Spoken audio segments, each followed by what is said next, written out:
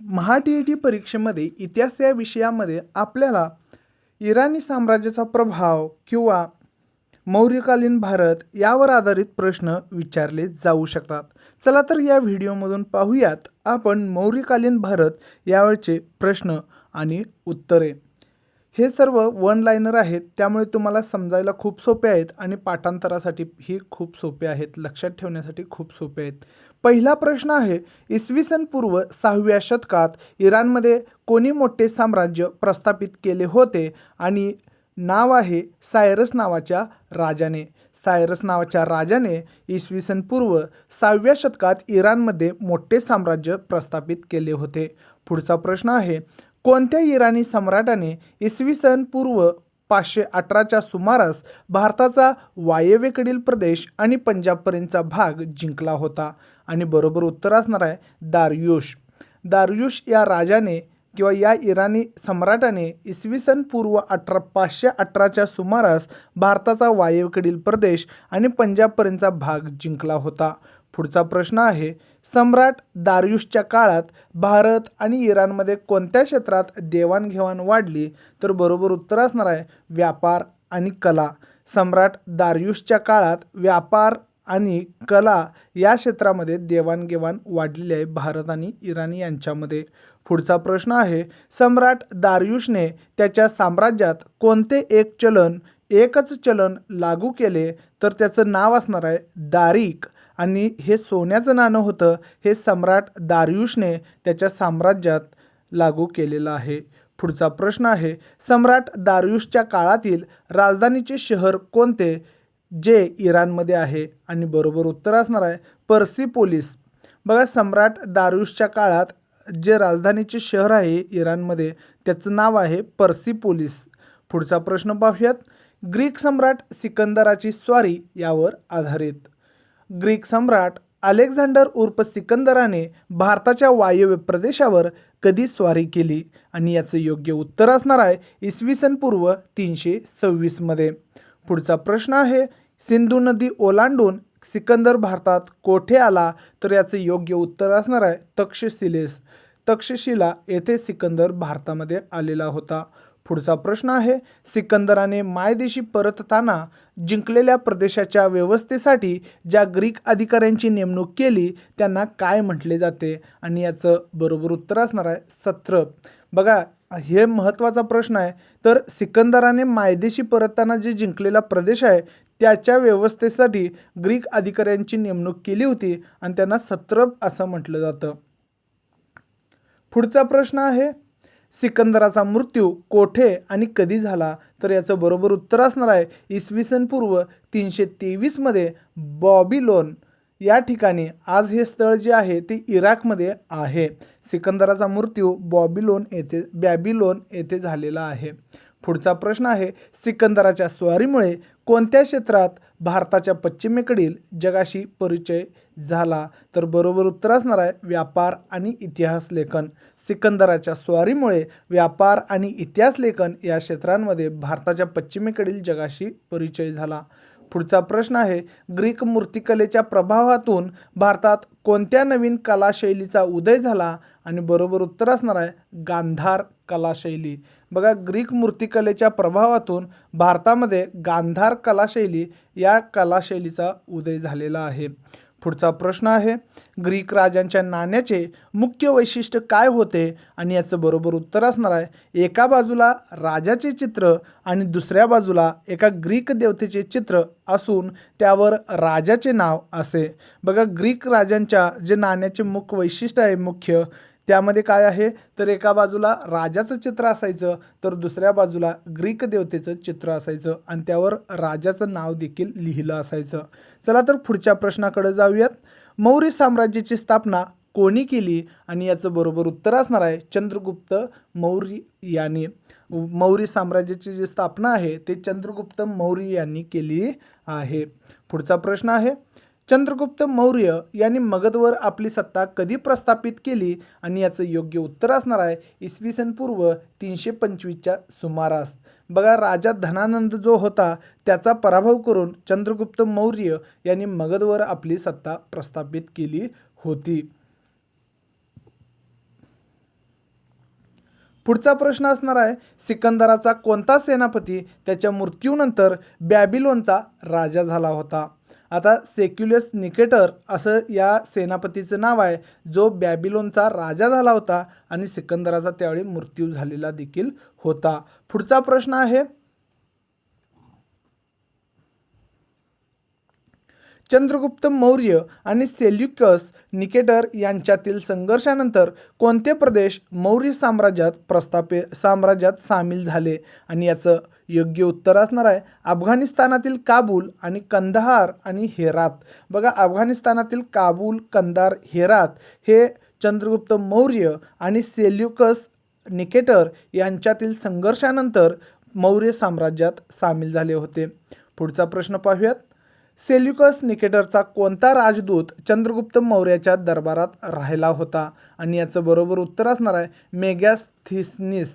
काय नाव आहे? मेगॅस्थनीस. बघा, सेल्युकस निकेटरचा हा राजदूत आहे, चंद्रगुप्त मौर्याच्या दरबारात हा राहिलेला होता आणि त्याचं नाव मेगॅस्थनीस असं आहे. पुढचा प्रश्न आहे, मौर्यकालीन भारताच्या अभ्यासाचे महत्त्वाचे साधन असलेल्या मेगॅस्थनीसचा ग्रंथ कोणता? आता मेगॅस्थनीसनं इंडिका नावाचा ग्रंथ लिहिला होता आणि हे मौर्यकालीन भारताच्या अभ्यासाचे एक महत्त्वाचे साधन आहे. पुढच्या प्रश्नाकडे वळूयात. गुजरात राज्यातील जुनागडजवळ चंद्रगुप्त मौर्याने कोणते धरण बांधले होते? तर या धरणाचं नाव आहे सुदर्शन धरण. बघा, गुजरात राज्यामध्ये जुनागडजवळ चंद्रगुप्त मौर्यानं धरण बांधलं होतं आणि त्याचं नाव आहे सुदर्शन धरण. पुढचा प्रश्न आहे, चंद्रगुप्त मौर्य यांनी कोणत्या धर्माचा स्वीकार केला होता असे मानले जाते? तर याचं योग्य उत्तर असणार आहे जैन धर्म. चंद्रगुप्त मौर्य यांनी जैन धर्माचा स्वीकार केला होता. पुढचा प्रश्न आहे, आयुष्याच्या शेवटी चंद्रगुप्त मौर्य कोठे वास्तव्यास होते आणि त्यांचा मृत्यू कोठे झाला? तर याचं योग्य उत्तर असणार आहे कर्नाटक राज्यातील श्रवणबेळगोळ येथे त्यांचा मृत्यू झाला आहे आणि आयुष्याच्या शेवटी देखील ते तेथेच वास्तव्याला होते. पुढचा प्रश्न आहे, मुद्रा राक्षस हे संस्कृत नाटक कोणी लिहिले?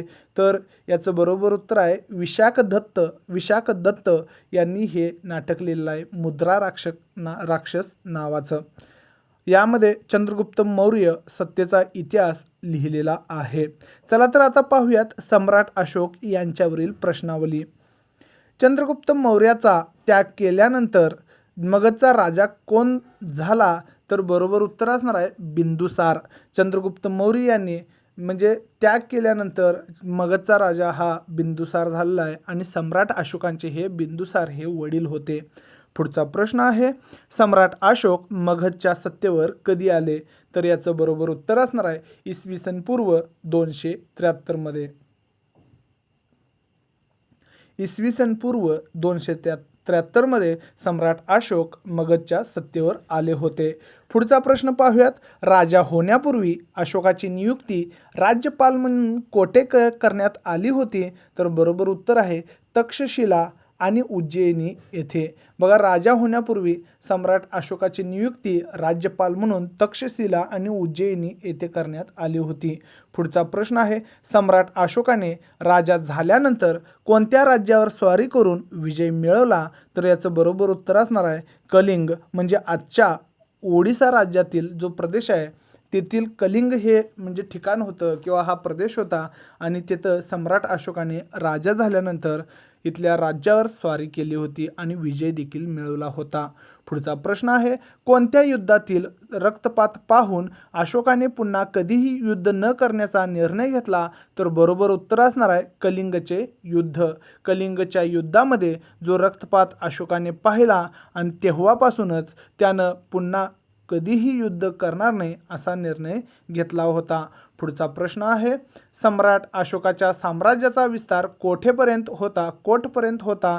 तर याचं योग्य उत्तर असणार आहे वायव्येस अफगाणिस्तान, उत्तरेस नेपाळ, दक्षिणेस कर्नाटक व आंध्र प्रदेश, तर पूर्वेस बंगालपासून पश्चिमेस सौराष्ट्रपर्यंत. बघा, सम्राट अशोकाच्या साम्राज्याचा विस्तार हा इतक्या लांबवर होता. पुढचा प्रश्न, सम्राट अशोकांचे लेख आणि कार्य याच्यावर आधारित असणार आहेत.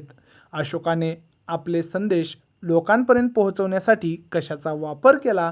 तर याचं बरोबर उत्तर असणार आहे शिलालेख आणि स्तंभलेख. शिलालेख आणि स्तंभलेख याचा वापर त्यांनी आपला संदेश लोकांपर्यंत पोहोचवण्यासाठी केला होता. पुढचा प्रश्न आहे अशोकाचे शिलालेख आणि स्तंभलेख प्रामुख्याने कोणत्या लिपीत आहेत? तर याचं योग्य उत्तर असणार आहे ब्राह्मी लिपीत. ब्राह्मी लिपीमध्ये अशोकाचे शिलालेख आणि स्तंभलेख आहेत. पुढचा प्रश्न आहे अशोकाने स्वतःचा उल्लेख लेखांमध्ये काय म्हणून केला आहे? तर देवन पियो पियदसी असं केलेलं आहे. म्हणजे याचा अर्थ होतो देवाचा प्रियदर्शी. बघा, सम्राट अशोकाने स्वतःचा उल्लेख लेखांमध्ये देवान पियो पियदसी असा केला आहे. पुढचा प्रश्न आहे अशोकाचे हृदय परिवर्तन कोणत्या घटनेमुळे झाले? तर याचं योग्य उत्तर असणार आहे कलिंग युद्धातील विनाश पाहून. राज्याभिषेक झाल्यानंतर 8 वर्षांनी कलिंग येथे युद्ध करत असताना जो रक्तपात त्यांनी पाहिला, त्यानंतर त्यांनी पुन्हा कधीही युद्ध करणार नाही अशी घोषणा केली आणि येथे त्यांचं हृदय परिवर्तन झालं होतं. पुढचा प्रश्न आहे कोणत्या ठिकाणच्या लेखात अशोकाने वटवाघळे, माकडे, गेंडे यांची शिकार करू नये असे निर्बंध लिहिले होते? आणि याचं बरोबर उत्तर असणार आहे दिल्ली टोपडा येथील लेखात. बघा, दिल्ली टोपडा येथे जो लेख लिहिला आहे त्यामध्ये अशोकाने वटवाघळे, माकडे, गेंडे यांची शिकार करू नये असे निर्बंध लिहिले होते. पुढचा प्रश्न आहे अशोकाची लोकोपयोगी कामे कोणती होती? तर याचं बरोबर उत्तर असणार आहे मोफत औषध पाणी, रस्ते बांधणे, सावलीसाठी झाडे लावणे, धर्मशाळा आणि विहिरी खोदणे. बघा, मोफत औषध पाणी हे माणसांना व पशूंना या दोघांसाठी होतं, तर रस्ते बांधणे, सावलीसाठी झाडे लावणे, धर्मशाळा आणि विहिरी खोदणे हे अशोकाची लोकोपयोगी कामे होती. पुढचा प्रश्न आहे अशोकाचे धर्मप्रसाराचे कार्य याच्यावर आधारित. बौद्ध धर्माची तिसरी परिषद कोठे आणि कोणाच्या काळात झाली? तर याचं योग्य उत्तर असणार आहे पाटलीपुत्र येथे सम्राट अशोकाच्या काळात. बघा, बौद्ध धर्माची तिसरी परिषद जी आहे ते पाटलीपुत्र येथे झाली होती आणि सम्राट अशोक यांच्या काळात झाली होती. पुढचा प्रश्न आहे अशोकाने बौद्ध धर्माच्या प्रसारासाठी आपल्या मुलाला व मुलीला कोठे पाठवले होते? आणि याचं योग्य उत्तर असणार आहे श्रीलंकेस. बघा, सम्राट अशोकाने बौद्ध धर्माच्या प्रसारासाठी आपल्या मुलाला व मुलीला श्रीलंकेस पाठवले होते. मुलग्याचं किंवा मुलाचं नाव महेंद्र होतं, मुलीचं नाव संघमित्रा होतं. पुढच्या प्रश्नाकडे वळूयात. अशोकाने बौद्ध भिक्खू कोठे पाठवले होते? आणि याचं बरोबर उत्तर असणार आहे आग्नेय आशिया आणि मध्य आशियातील देशांमध्ये. सम्राट अशोकाने बौद्ध भिक्खू हे आग्नेय आशिया आणि मध्य आशियातील देशांमध्ये पाठवले होते. पुढचा प्रश्न आहे अशोकाने धर्माच्या स्मृतीसाठी काय बांधले? तर याचं योग्य उत्तर असणार आहे अनेक स्तूप आणि विहार. सम्राट अशोकाने धर्माच्या स्मृतीसाठी अनेक स्तूप आणि विहार बांधले होते. पुढचा प्रश्न आहे मौर्यकालीन राज्यव्यवस्थेवर आधारित मौर्य साम्राज्याची राजधानी कोणती होती? तर याचं बरोबर उत्तर असणार आहे पाटलीपुत्र. राज्यकारभाराच्या सोयीसाठी साम्राज्याचे किती विभाग पडले होते? तर याचं योग्य उत्तर असणार आहे 4 विभाग पडले होते. मौर्य साम्राज्यात राज्यकारभाराच्या सोयीसाठी 4 विभाग पाडण्यात आले होते. पुढचा प्रश्न आहे मौर्य साम्राज्यातील विभागांच्या राजधान्या कोणत्या होत्या? तर ह्या 4 विभाग आहेत. पूर्व विभाग हा येथे तोशाली म्हणजे ओडिसा येथे येतं, तर पश्चिम विभागात उज्जैनी जे मध्य प्रदेशमध्ये आता आहे, दक्षिण विभाग सुवर्णगिरी म्हणजे आत्ता कनकागिरी कर्नाटक येथे आहे, आणि चौथा जो उत्तर विभाग आहे तो तक्षशिला आत्ता सध्या पाकिस्तानमध्ये आहे. पुढचा प्रश्न पाहूयात. राजाला सल्ला देण्यासाठी काय असे? तर याचं योग्य उत्तर असणार आहे मंत्रिपरिषद. राजाला सल्ला देण्यासाठी मंत्रिपरिषद असे. शत्रूच्या हालचालींवर नजर ठेवण्यासाठी मौर्य काळात कोणती यंत्रणा सक्षम होती? तर याचं योग्य उत्तर असणार आहे हेर खाते. शत्रूंच्या हालचालींवर नजर ठेवण्यासाठी हेर खाते सक्षम होते. पुढचा प्रश्न आहे मौर्यकालीन लोकजीवनवर आधारित मौर्य काळात कोणत्या उत्पादनाला सर्वाधिक महत्त्व होते? तर याचं योग्य उत्तर असणार आहे शेती उत्पादनाला. मौर्य काळामध्ये शेती उत्पादनाला सर्वाधिक महत्त्व होते. मौर्य काळातील प्रमुख व्यवसाय कोणते होते? तर याचं योग्य उत्तर असणार आहे हस्तिदंतांवरील कोरीवकाम, कापड विणणे आणि रंगवणे, धातुकाम आणि नौका बांधणी. बघा मौर्य काळामध्ये प्रमुख व्यवसाय आहेत हस्तिदंतावरील कोरीवकाम करणे, कापड विणणे आणि रंगवणे आणि धातुकाम आणि नौका बांधणी हे महत्त्वाचे किंवा प्रमुख व्यवसाय होते. पुढचा प्रश्न आहे मौर्य काळात कोणत्या प्रकारची मातीची भांडी घडवली जात असत? आणि याचं योग्य उत्तर असणार आहे चकाकी असलेली काळ्या रंगाची मातीची भांडी. मौर्य काळामध्ये चकाकी असलेली काळ्या रंगाची मातीची भांडी घडवली जात होती. मौर्य काळात मनोरंजनासाठी कोणते कार्यक्रम लोकप्रिय होते? आणि याचं योग्य उत्तर असणार आहे नृत्य आणि गायनाचे कार्यक्रम. मौर्य काळात मनोरंजनासाठी नृत्य आणि गायनाचे कार्यक्रम हे लोकप्रिय होते. पुढचा प्रश्न आहे मौर्य काळात कोणते मैदानी खेळ लोकप्रिय होते? आणि याचं योग्य उत्तर असणार आहे कुस्तीचे खेळ आणि रथांच्या शर्यती. मौर्य काळामध्ये कुस्तींचे खेळ आणि रथांच्या शर्यती हे लोकप्रिय होते. पुढचा प्रश्न आहे मौर्य काळात बुद्धिबळाला कोणत्या नावाने ओळखले जात असे? आणि याचं बरोबर उत्तर असणार आहे अष्टपद. मौर्य काळामध्ये बुद्धिबळाला अष्टपद या नावाने ओळखले जात होते. पुढचा प्रश्न असणार आहे भारताची राजमुद्रा कुठल्या किंवा कुठे आहे? म्हणजे अशोक स्तंभाच्या आधारे तयार करण्यात आली आहे. आणि याचं योग्य उत्तर असणार आहे सारनाथ येथील अशोक स्तंभाच्या आधारे. भारताची जी राजमुद्रा आहे ते अशोक स्तंभाच्या आधारे तयार करण्यात आली आहे आणि ते सारनाथ येथील जे अशोक स्तंभ आहे त्याच्या आधारे तयार करण्यात आली आहे. पुढचा प्रश्न आहे सारनाथ येथील मूळ स्तंभावर किती सिंह हे आहेत? आणि याचं योग्य उत्तर असणार आहे 4 सिंह. बघा सारनाथ येथे जे मूळ स्तंभ आहे अशोक स्तंभ याच्यावर 4 सिंह आहेत. मात्र आपण समोरून पाहतो आणि त्यावेळी आपल्याला एक मागचा सिंह दिसत नाही आणि आपल्याला 3च सिंह दिसतात. पुढचा प्रश्न आहे राजमुद्रेवरील चक्राच्या एका बाजूस कोणता प्राणी आहे? आणि याचं योग्य उत्तर असणार आहे अश्व किंवा घोडा. राजमुद्रेवरील चक्राच्या एका बाजूला अश्व म्हणजेच घोडा एका साईडला आहे. तर पुढचा प्रश्न याला लागूनच आहे किंवा याच्या आधारावरच आहे राजमुद्रेवरील चक्राच्या दुसऱ्या बाजूला कोणता प्राणी आहे? आणि याचं योग्य उत्तर असणार आहे वृषभ म्हणजे बैल हा दुसऱ्या बाजूला आहे. पुढचा प्रश्न आहे राजमुद्रेवर चक्राच्या ज्या बाजू आपल्याला दिसत नाहीत त्यावर कोणते 2 प्राणी आहेत? आणि याचं बरोबर उत्तर असणार आहे हत्ती आणि सिंह. राजमुद्रेवर चक्राच्या ज्या बाजू आपल्याला दिसत नाहीत त्यावर हत्ती आणि सिंह हे 2 प्राणी आहेत. आपल्याला नेहमी बैल आणि घोडा हे दिसत असतं मात्र दुसऱ्या बाजूला हत्ती आणि सिंह देखील तिथे आहे. आपल्या राष्ट्रध्वजावर कोणते चिन्ह झळकते आहे? तर याचं योग्य उत्तर असणार आहे सारनाथ येथील अशोक स्तंभावरील चक्र. बघा आपला जो ध्वज आहे तिरंगा त्यामध्ये जे सारनाथ येथील अशोक स्तंभावरील चक्र आहे त्याला किती आरे आहेत हे तुम्ही कमेंटमध्ये सांगायचं आहे. तो काय होत आहे आपल्या राष्ट्रध्वजावर झळकत आहे. पुढचा प्रश्न आहे सम्राट अशोकाच्या काळात कोरलेली लेणी कोणती प्रसिद्ध आहेत किंवा कोणती लेणी प्रसिद्ध आहेत? आणि याचं योग्य उत्तर असणार आहे बराबर टेकड्यांवरील लेणी. बघा सम्राट अशोकाच्या काळात बराबर टेकड्यांवरील ज्या लेणी आहेत त्या काय आहेत? प्रसिद्ध आहेत. बराबर टेकड्यांवरील लेणी कोणत्या राज्यात आहेत? आणि याचं योग्य उत्तर असणार आहे बिहार या राज्यामध्ये बराबर टेकड्यांवरील लेणी आहेत. पुढचा प्रश्न आहे भारतातील लेण्यांमध्ये कोणती लेणी सर्वात प्राचीन मानली जातात?